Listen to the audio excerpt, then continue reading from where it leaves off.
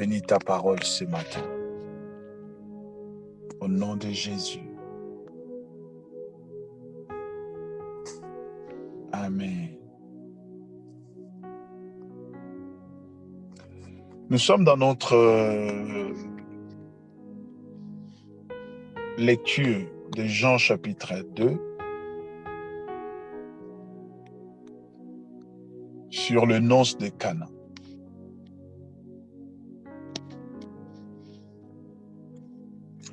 Nous lisons la parole de Dieu rapidement. Le troisième jour, il y eut des noces à Cana, en Galilée. La mère de Jésus était là. Jésus aussi fit inviter aux noces ainsi que ses disciples. Comme le vin venait à manquer, la mère de Jésus lui dit: ils n'ont pas de vin. Jésus lui répond: femme, qu'avons-nous de commun en cette affaire?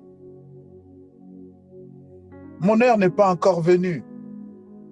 Sa mère dit au serviteur: faites tout ce qu'il vous dira. Il y avait là 6 jarres de pierre destinées aux purifications des Juifs et contenant chacune 2 ou 3 mesures. Jésus leur dit: remplissez d'eau ces jarres, et les remplir à ras-bord. Puisez maintenant, leur dit-il, et portez-en à l'organisateur du repas. Ils lui emportèrent. Quand l'organisateur du repas eut goûté l'eau changée en vin, il ne savait pas d'où venait ce vin, tandis que les serviteurs qui avaient puisé l'eau le savaient.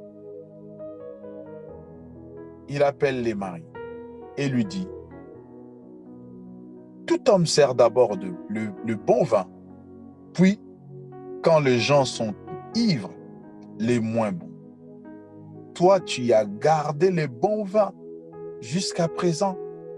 Tel fut le commencement des signes de ce qui fit à Cana, des signes de Jésus, ce qui fit en Cana en Galilée. Il manifesta sa gloire, ses disciples mirent foi en lui. Après cela, il descendit à Capharnaüm avec sa mère, ses frères et ses disciples, et il ne demeure que peu de jours. Bien-aimés, nous sommes toujours dans notre récit de noces de Cana.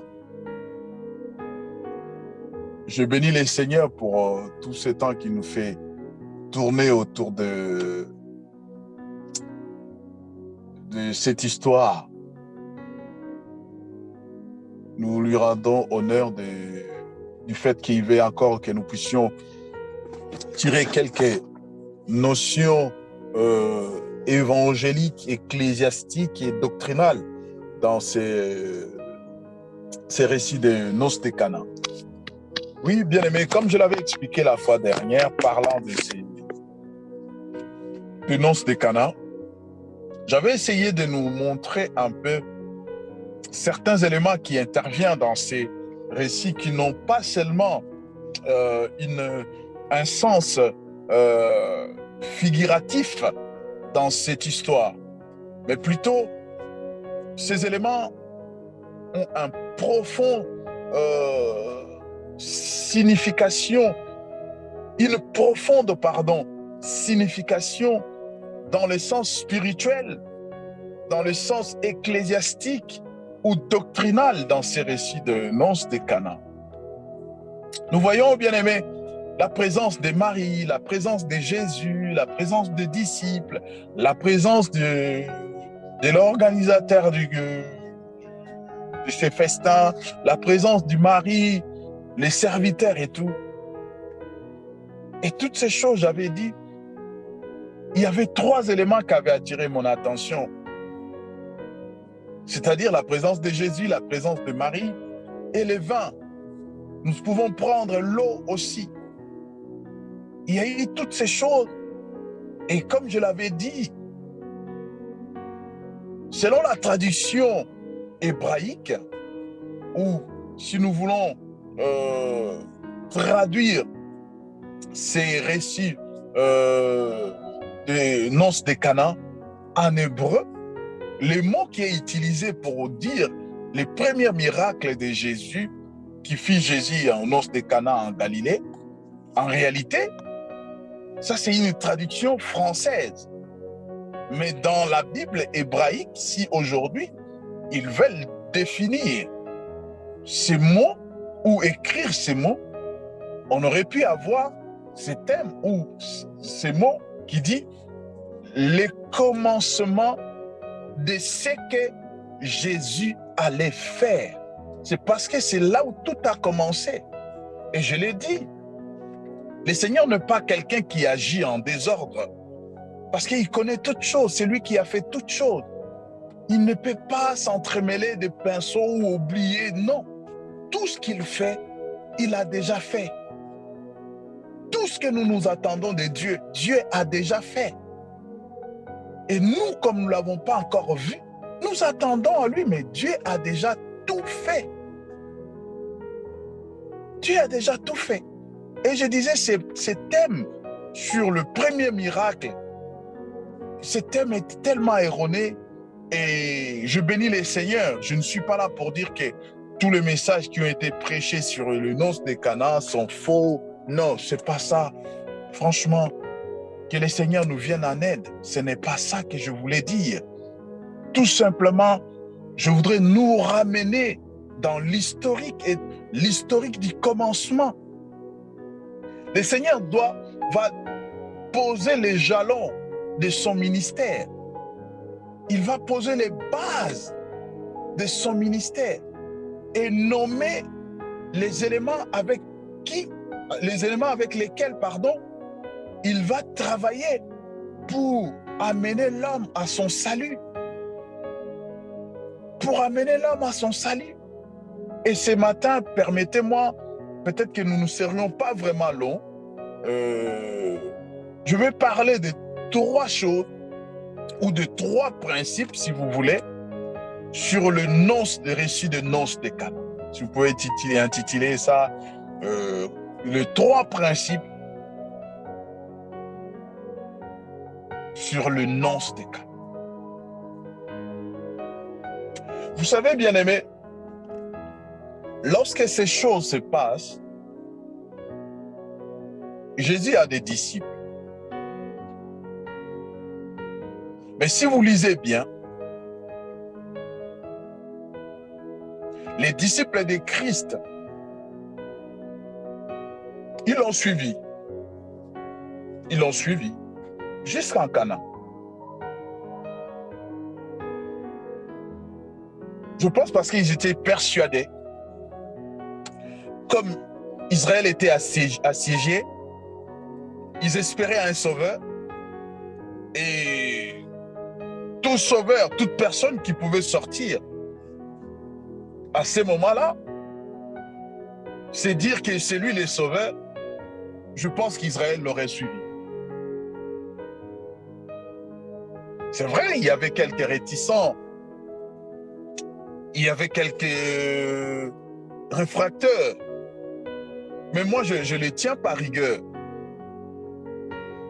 Sauf que ils interprétaient mal les Écritures. Moi, je les tiens par rigueur. Ces gens-là qui n'ont pas cru en Jésus. Le seul problème, c'est que jusqu'à la fin, ils n'ont pas cru. Mais leur attitude, bien-aimé, je pense que c'est ce que devrait avoir un enfant de Dieu authentique aujourd'hui. La Bible dit, ne mettez pas foi en toute chose, en toute prédication, en tout enseignement, en toute doctrine. Ne mettez pas foi, mais jugez les choses. Et je pense que ces gens, malgré leur pas ignorance, malgré leur légalisme, si je peux dire ainsi, ils n'avaient pas tout faux. Mais le seul problème, c'est qu'ils comprenaient mal les Écritures. Ils n'arrivaient pas à sonder les Écritures. Voilà pourquoi même Jésus s'en prendrait à eux, quelque part, il dira, vous sondez les Écritures dans le but d'être sauvés par les Écritures, mais vous avez devant vous plus que les Écritures. C'est l'accomplissement des Écritures. Et je disais, ces gens, ils n'ont pas mis foi en Jésus. Vous verrez, les disciples, la Bible dit, les disciples de Jésus aussi étaient là. Mais une chose qui a attiré mon attention, la Bible dit ceci. Au verset 12.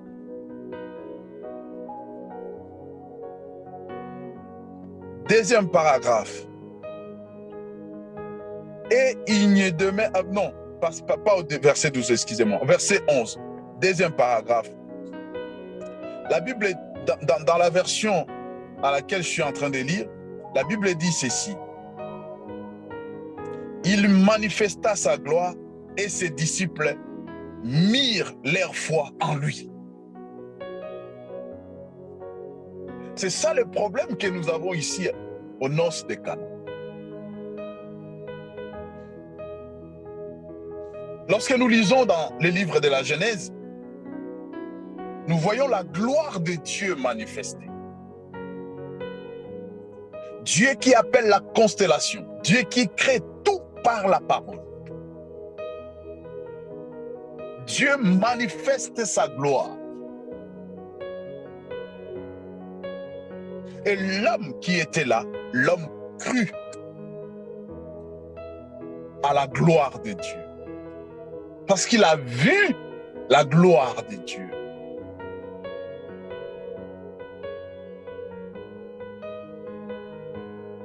C'est ça le problème que nous avons aujourd'hui.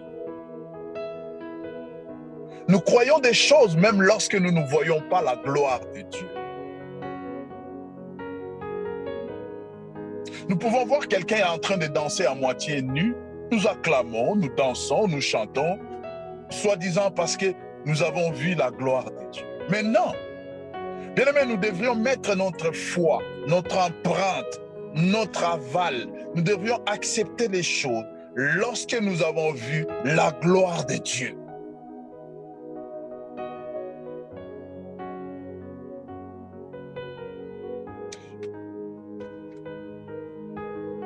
Le premier principe,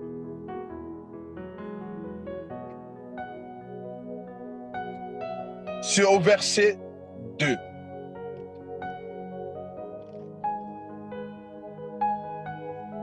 La première personne à être mentionnée, ou le premier élément clé de noces de Cana à être mentionné, c'est la mère de Jésus. Mais lorsque la Bible mentionne la mère de Jésus, la Bible dit, elle était là. Elle était là.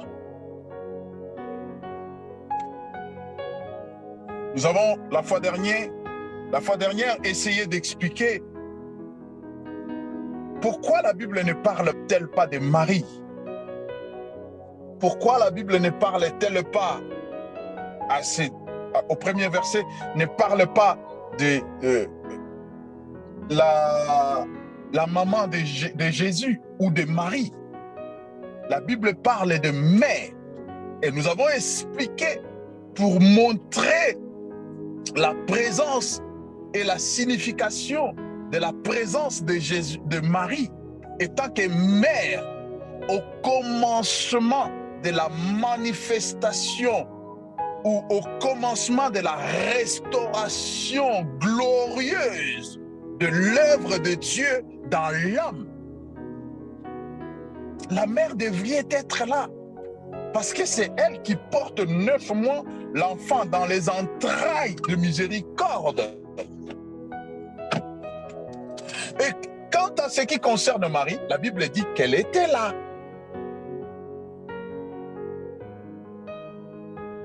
Et lorsque la Bible parle de Jésus, la Bible ne dit pas seulement qu'il était là. La Bible dit il fut invité. Jésus fut invité. Nous sommes dans le livre d'Exode. Dans Exode, je crois, au chapitre 3, Dieu dit à Moïse dans le buisson ardent, J'ai vu la souffrance de mon peuple. J'ai entendu les cris que lui fait subir les Égyptiens.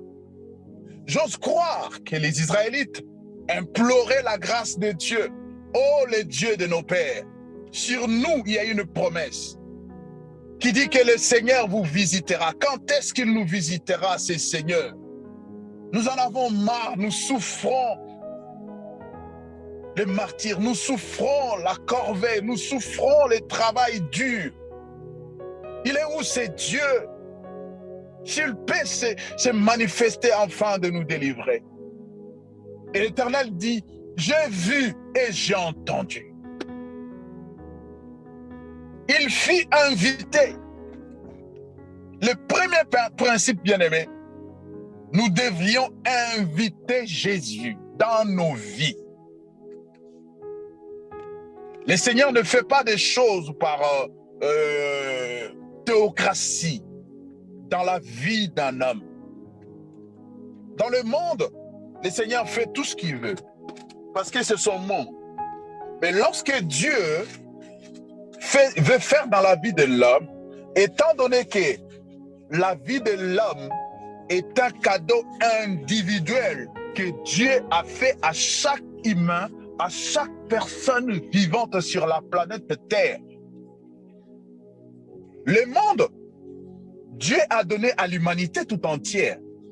Mais Dieu n'a pas donné à l'homme l'humanité.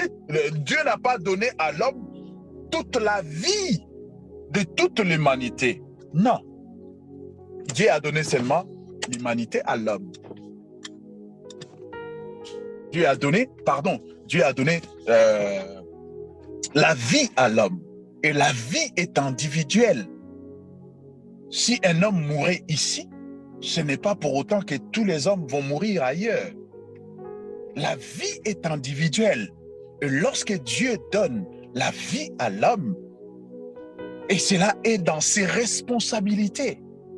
Dieu ne vient pas s'incruster dans nos vies comme un voleur, comme un dictateur, comme une autorité qui ne respecte pas les lois. La première des choses, le premier principe, nous devrions inviter Dieu dans nos vies. Ça, c'est le premier aspect. Le deuxième aspect, nous devrions inviter Dieu dans nos problèmes. Si jamais, peut-être qu'au moment où je parle, tu n'as jamais invité Dieu dans ton cœur, ce n'est pas trop tard. Réjouis-toi d'avoir écouté ce message avant que tu ne sois plus dans ce monde. Tu peux le faire maintenant. Inviter Dieu dans son cœur, dans sa vie, c'est très simple. C'est faire une prière de foi, c'est croire tout simplement que Christ est venu mourir à la croix à ta place. Lui n'a pas commis de péché, mais il t'a substitué afin de te faire bénéficier de sa souffrance, de te faire bénéficier de son salut, de te faire bénéficier de ce que lui a remporté à la croix. Parce qu'à la croix, c'était une question de vie ou de mort.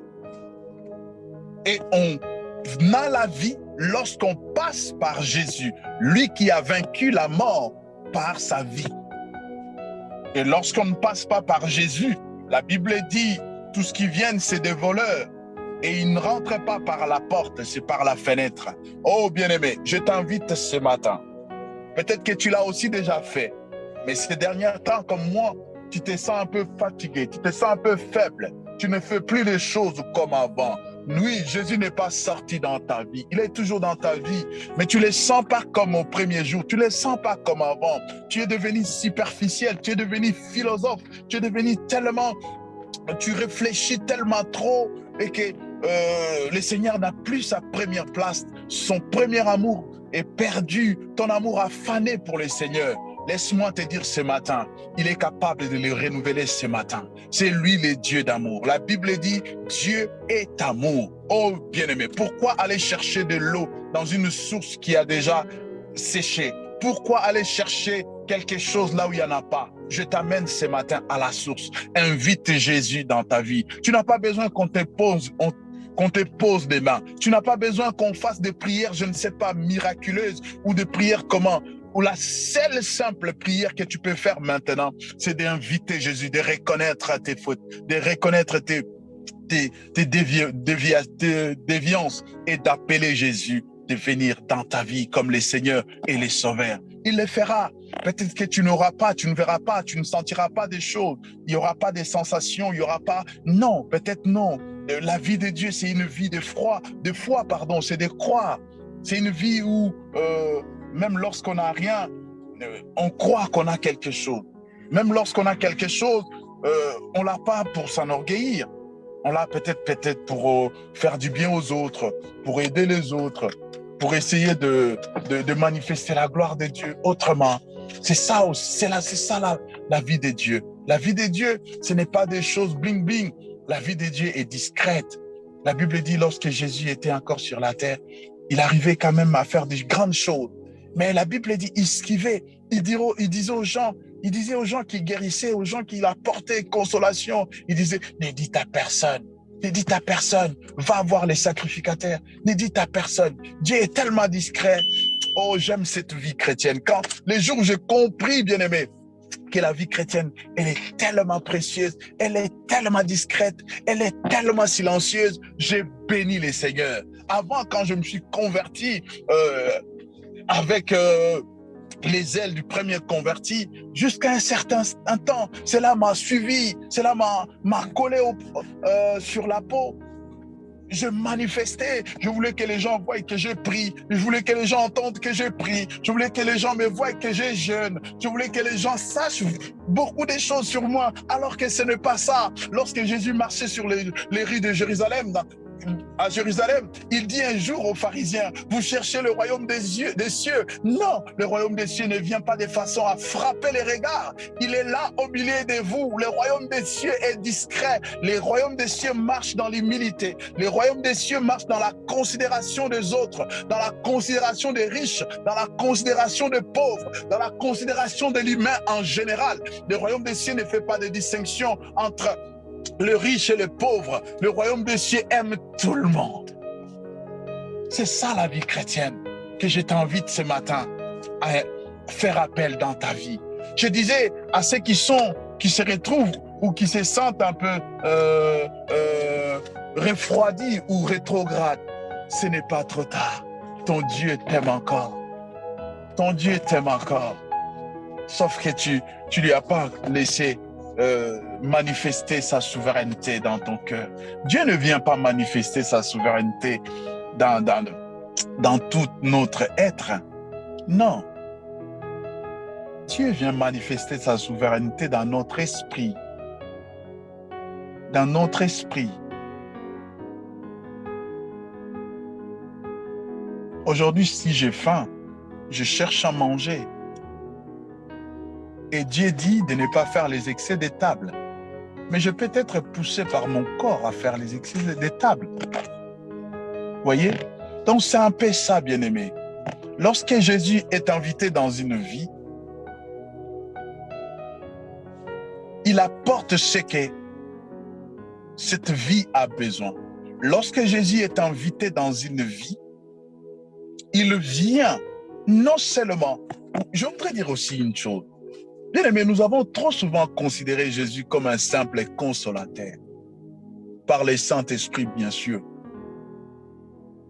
Nous l'avons tout simplement, ou même pas par le Saint-Esprit, par lui-même. Nous l'avons des fois considéré comme un simple guérisseur. Vous savez, il y avait 10 lépreux que Jésus avait guéris.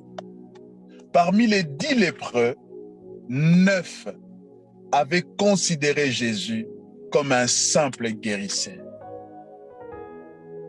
Il n'y en avait qu'un qui avait compris qui était réellement Jésus. Ne limite pas le Seigneur dans ta vie.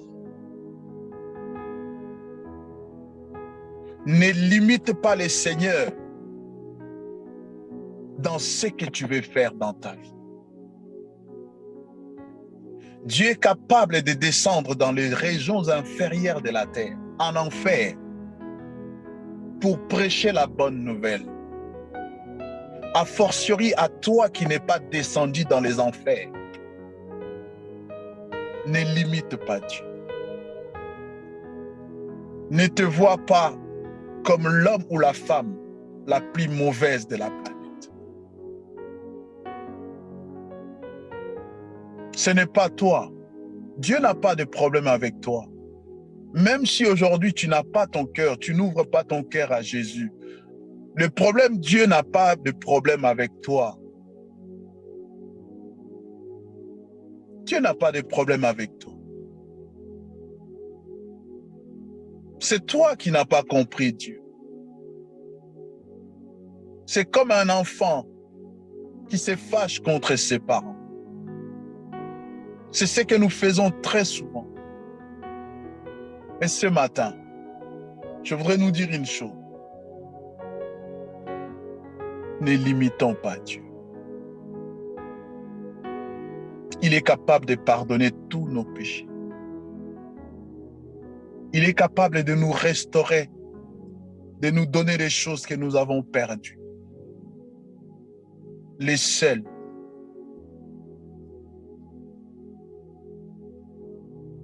Les seuls Dieu que nous prêchons. Dans cette corporation évangélique, celui qui est capable de nous restituer les années que nous avons perdues dans l'errance, dans les péchés. Invite Jésus dans ta vie. Il fut invité. Il ne s'est pas retrouvé là par lui-même. Il ne s'est pas retrouvé là parce qu'il vient, ah non, c'est moi le sauveur, c'est toi qui dois sauver l'humanité. Donc, j'ai le droit d'être dans ces noces. Non, il fut invité. Il fut invité. As-tu déjà invité Jésus dans ta vie? Ton problème qui perdure. Je voudrais dire à quelqu'un qui est dans une situation, qui m'entend et qui s'est dit, moi je l'ai déjà invité à maintes reprises. Je bénis le Seigneur. La Bible dit, je ne suis pas là pour amadouer ta foi. Je ne suis pas là pour t'endormir. Je suis là pour te rappeler seulement la promesse de Dieu. Si ce que tu as demandé à Dieu est dans sa volonté, cela est pour ton bien. Oh bien-aimé, Dieu ne nous donne pas une pierre lorsque nous lui demandons un poisson.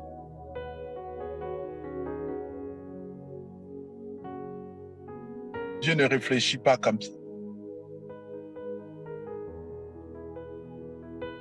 Si aujourd'hui Dieu était la science ou la nutrition, Dieu nous donnera chaque jour 5 fruits et légumes. Chaque jour, Dieu nous donnera 5 fruits et légumes. Parce que cela est recommandé par la pour avoir une bonne santé. C'est comme ça que Dieu fonctionne. Dieu ne viendra pas nous donner seulement du sel ou l'eau du sel pour que nous mangeons, l'eau salée pour que nous mangeons avec du foufou. Dieu ne nous laissera pas souffrir pour que lui se mette de beaux costumes, de belles chaussures, de beaux vêtements, qu'il habite les palais. Dieu n'est pas comme ça. Ça, c'est les hommes.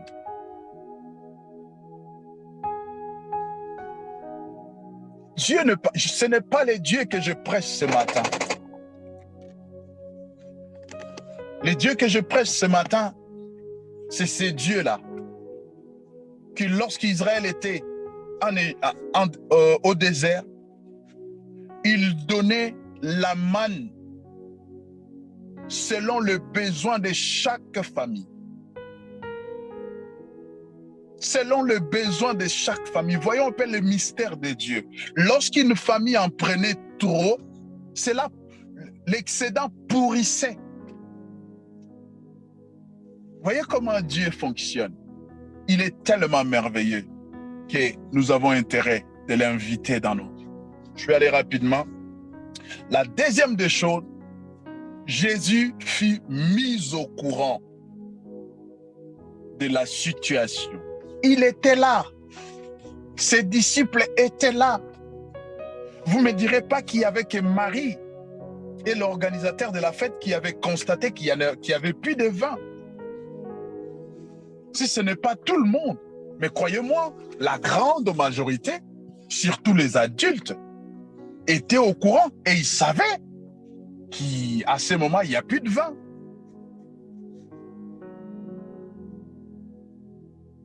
Tout le monde savait, même Jésus savait qu'il n'y avait plus de vin. Mais il fait mise au courant. Est-ce que mets-tu Jésus au courant de tes problèmes? Mets-tu Jésus au courant de ce qui te dérange? Mets-tu Jésus au courant de ces péchés qui te collent comme je ne sais quoi, comme un sangsue? Mets-tu Jésus au courant de... Ou tu as peur, tu te dis non, parce que je n'arrive pas à abandonner, parce que je n'arrive pas à me séparer, parce que je n'arrive pas, parce que non, ces péchés-là ou ces choses-là, je ne prierai pas parce que ça, je pense que c'est mon lot. Je pense que le Seigneur veut que ça soit comme ça. Je pense que c'est la volonté de Dieu. Oui, ça c'est toi qui penses. L'organisateur de la fête ou Marie pouvait se dire, oh, je pense que le Seigneur il veut que nous nous éparpillons, comme il n'y a plus de vin, que chacun rentre chez soi. Je pense que le Seigneur voulait qu'on s'arrête là. Non, on lui a mis au courant. Et très souvent, bien aimé, la Bible dit dans Jean 15, Jean 15 chapitre 5, Jean chapitre 15 verset 5, comme quoi, sans lui, nous ne pouvons rien. Ici, Jésus parlant du Saint-Esprit, sachant qu'aujourd'hui, au moment où je vous parle, c'est le Saint-Esprit qui est resté, qui nous est donné comme aide, comme compagnon. Et nous avons aujourd'hui le Saint-Esprit. Et sans le Saint-Esprit, nous ne pouvons rien. Il faut lui mettre au courant. Le Saint-Esprit, ce n'est pas parce qu'il est avec nous et qu'il est, il est obligé d'intervenir à certaines choses. Je l'ai dit, bien-aimé. Je l'ai dit. Ce que nous faisons avec les corps, nous luttons. C'est ce que la Bible dit. S'il n'y avait pas à lutter, bien-aimé, la Bible n'aurait pas utilisé le mot luttons. Et la Bible souligne bien, noir sur blanc, comme quoi la chair se fait la guerre avec l'esprit. Et dans une guerre, on se lance des projectiles, on se lance de munitions, on essaie de se détruire, on se lance des bombes. Ça, c'est avec les corps. Ce n'est pas avec, je ne sais pas, avec les esprits méchants. Jésus a dit, en mon nom, vous chasserez les démons. Je n'ai pas entré dans une guerre avec les démons. Si Jésus n'est pas entré en guerre avec les démons, pourquoi moi je vais rentrer en guerre? Il a dit, vous ordonnerez. C'est comme un enfant dans sa maison, chez ses parents. Il a le droit d'obéir. Mais il n'obéit pas. Ses parents entrent en guerre avec lui, commencent à se chamailler, à se disputer, à se tirailler. Non. Non, même le droit des enfants disent que les enfants doivent respect à leurs parents, ils doivent obéissance à leurs parents. Et les parents doivent éducation, participer aux besoins de leurs enfants. C'est ça le droit. Même si nous nous fermons la Bible, même le monde nous apprend certaines choses. Mettre au courant les seigneurs, dis-lui ouvertement, dis-lui sincèrement parce qu'il les connaît. Très souvent, bien-aimés, nous n'avons pas d'exaucement. C'est ce que Jacques dit dans Jacques 4, verset 2. Vous ne recevez pas parce que vous demandez mal. Ton problème ne demande pas des jeûnes et des prières. Ton problème parce que tu demandes mal. J'ai suivi un homme de Dieu il y a longtemps, je crois en 97, comme ça. Il a dit, dans son ministère, il a croisé une femme. Et cette femme était stérile. Il avait fait beaucoup de choses, il a vu beaucoup d'hommes de Dieu et tout. Rien ne s'est passé. Une fois comme ça, il était des passages, c'était même pas dans son église, il était invité quelque part. Et la femme, comme nous le savons très souvent, la femme, elle vient le voir, elle prend rendez-vous, elle vient voir l'homme de Dieu, et elle lui expose son problème. Pendant qu'elle parlait, le Saint-Esprit a mis à cet homme une parole. Il lui a dit, pose la question à cette femme. Est-ce qu'elle a déjà demandé un enfant à Dieu? L'homme de Dieu va lui poser la question et du coup, cette femme lui dira, oui, j'étais à maintes reprises, pasteur, même aujourd'hui, là, pendant le dimanche, pardon, pendant qu'on était en prière, c'est ce que ce matin, c'est ce que je fais tous les jours. Et le Saint-Esprit dit à l'homme de Dieu, pose-lui la question, pose-la la question, quel enfant qu'elle demande à Dieu? Et lorsque l'homme de Dieu a posé cette question, la femme n'avait pas de mots. Elle ne savait pas quoi répondre. Et le Saint-Esprit a dit à l'homme de Dieu, dis-la, elle ne reçoit pas parce qu'elle demande mal. Et ces jours-là, dans cet entretien, l'homme de Dieu est allé en détail avec cette femme. Il lui a demandé pourquoi l'enfant, quel enfant veux-tu? Et cette femme est allée aussi en détail. Elle a dit des détails qu'elle n'a jamais dit à Dieu. Elle a demandé une fille ou un garçon, je ne me rappelle plus ce qu'il avait dit. Mais après la prière, quelques temps après, Dieu lui a donné l'enfant qu'elle cherchait. C'est comme cela aussi dans nos vies. Nous devions le savoir. Sans Dieu, nous pouvons faire des choses, mais nous ne pouvons pas tout faire. Sans Dieu, nous pouvons tout faire, mais nous ne pouvons pas le faire à la manière de Dieu. Ça, c'est la différence. Voilà pourquoi nous avons intérêt, même lorsque nous avons fait, nous avons intérêt à inviter Dieu à venir faire dans nos vies selon sa manière. À venir faire dans nos vies selon sa manière. Même lorsque nous avons achevé l'œuvre, nous devrions l'appeler pour qu'il vienne inspecter, voir si cela est bien et mettre son empreinte. Lorsque Dieu met son empreinte dans ce que l'homme a fait, c'est ça, Dieu ramène cela à la conformité à sa volonté. Il rend la chose conforme parce qu'il met son sceau, son empreinte, son aval. Il paraphe pour dire oui et amen. Fais savoir tes choses à Dieu. Ouvertement, simplement. Mais nous, la plupart du temps, tu as volé, mais tu veux te justifier derrière ton vol dans ta prière. Non, Seigneur, la chair est faible. Non, on ne parle pas de la faiblesse de la chair. On parle du vol. Le vol est un délit. Le vol est un péché. Le vol est mauvais. Dis, c'est simple. Écoutez, je péchais. Je volais. Je vais faire une prière. Je viens devant Dieu. Je dis, Seigneur, je me suis rappelé, hier j'ai volé. Il y avait 10 € sur le bailli. Je l'ai pris alors que ce n'était pas à moi. Je demande que tu me pardonnes. Je n'ai même pas fait 30 secondes. Mais si je commence, Seigneur, je suis un pécheur. Je sais que je péchais contre toi. Je n'ai pas péché contre un homme. Oh Seigneur, ne me compte pas mes péchés. Je péchais contre toi et toi seul. Je te demande de me pardonner, Seigneur. Je péchais. Je ne suis pas précis. Je suis en train de tourner autour de la peau. Je suis en train de rien faire. Et nous aimons ça. Voilà pourquoi nos cultes durent 3 heures et les gens sortent vides. Les gens passent des nuits de prière, ils sortent vides. Vide de chez vide. La preuve, à 4 h ou à 5 h du matin, quand on dit Amen, la première des choses, il fait le téléphone et il commence à.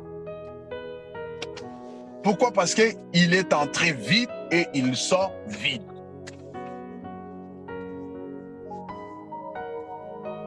La troisième des choses pour finir, nous devrions savoir que Dieu est capable de tout.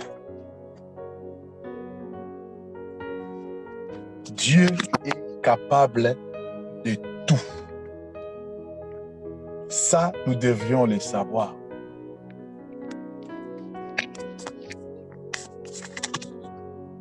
Dieu est capable de faire des choses que nous n'avons pas le pouvoir de les faire. Dieu est capable de nous donner une voiture qui soit une voiture pas construite de main d'homme. Dieu est capable de nous donner un appartement qui soit un appartement pas construit de main d'homme. Dieu est capable de nous donner des vêtements de grandes marques, plus que Givenchy, plus que Fendi, plus que tout ce que vous voulez, plus que Gianni Versace, qui ne soit pas fabriqué par un homme. Par un homme. Quelqu'un me dit, mais comment une voiture, tu vois? Oui, une maison. Mais oui, c'est ce que dit la Bible. C'est ce que dit. Jésus dit, je m'en vais vous préparer des places. Est-ce que vous croyez que ces places sont faites de main d'homme? Et dans 1 Corinthiens 9, je crois, la Bible déclare ceci. Les choses que Dieu a réservées pour ceux qui l'aiment, ce sont des choses que l'œil n'a jamais vues. Oh, j'ai déjà vu la dernière Lamborghini. J'ai déjà vu la dernière Maserati. J'ai déjà vu des choses extraordinaires. Les dernières gratte-ciel. J'ai déjà vu la plus belle femme du monde, Miss France, Miss Univers. Mais la Bible dit, les choses que Dieu a réservées pour ceux qui l'aiment, ce sont des choses que l'œil n'a jamais vues, les choses que l'oreille n'a jamais entendues, des choses qui ne sont pas montées dans la pensée de l'homme. Oh bien-aimé, je vois la prouesse que fait la science aujourd'hui, mais ces choses ne peuvent pas égaler les choses que Dieu réserve à ses enfants. Oh, je désire ardemment ces choses. Je dois croire que Dieu est capable de tout, même s'il ne me guérit pas aujourd'hui, il est capable de me donner un corps glorieux, un corps incorruptible, un corps immortel. Mais nous sommes tellement charnels. Charnels. La chair est tellement imbue de nous, ou nous sommes tellement imbus de la chair, que nous croyons que Dieu est charnel. Vas-y, croise les bras, dis à Dieu de te faire à manger et va attendre cela sur la table, tu vas crever. Tout ce qui est charnel, l'homme peut le faire. Et Dieu a donné le pouvoir à l'homme de le faire. Lisez dans les livres de la Genèse, il a dit cultiver, dominer.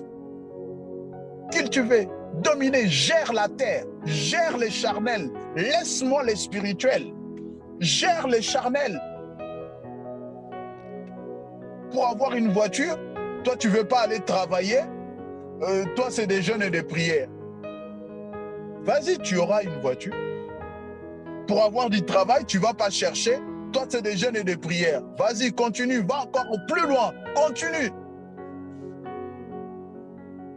Tout ce qui est charnel, tout ce qui a de besoin de la chair, l'homme peut le faire. L'homme peut le faire. L'homme peut guérir un corps malade. L'homme peut le faire.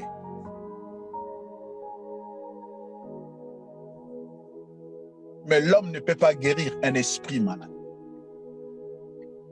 Croire que Dieu est capable de tout. Ce n'est pas dans le matériel. Et lorsque nous chantons, nous disons cela parce que nos pensées sont fixées vers le matériel. Mais Dieu n'est pas matérialiste, bien-aimé. Dieu n'est pas matérialiste. Vous croyez, vous savez que tout l'univers était dans la pensée de Dieu. Tout l'univers. Si Dieu était matérialiste, Dieu a donné la nature, elle est tellement belle. Lorsque je venais là où je suis, je regardais la nature, mais bien aimé, la nature c'est un régal. Tu te pose des questions. Comment ces pierres, ces gros rochers, comment ces ravins, comment ces choses se sont formées? Parce qu'il suffit de regarder le ciel, tu te dis, mais qu'est-ce qui se passe? Dieu pouvait garder ça pour lui. Il pouvait mettre dans un musée, de temps en temps aller voir ses œuvres. Les gens vont voir Picasso, les gens vont voir Claude Monet, les gens vont voir Van Gogh. Mais l'univers, l'œuvre de Dieu, moi j'aime le musée de Dieu. Il est gratuit et il est splendide. Quand je regarde l'homme, je dis, mais ça c'est un chef-d'œuvre. Ça, c'est un chef-d'œuvre. L'homme n'a pas de valeur monétaire. L'homme n'a pas de valeur fiduciaire. J'aime le musée de Dieu. Lorsque je regarde le ciel, je dis, mais ça, c'est un merveille.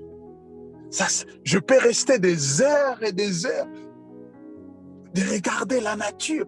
Tu regardes un pan, tu dis, mais c'est qui a fait cette décoration, ces dessins sur cet oiseau? C'est qui l'a fait? Comment il l'a fait? Dieu est capable de tout, bien-aimé.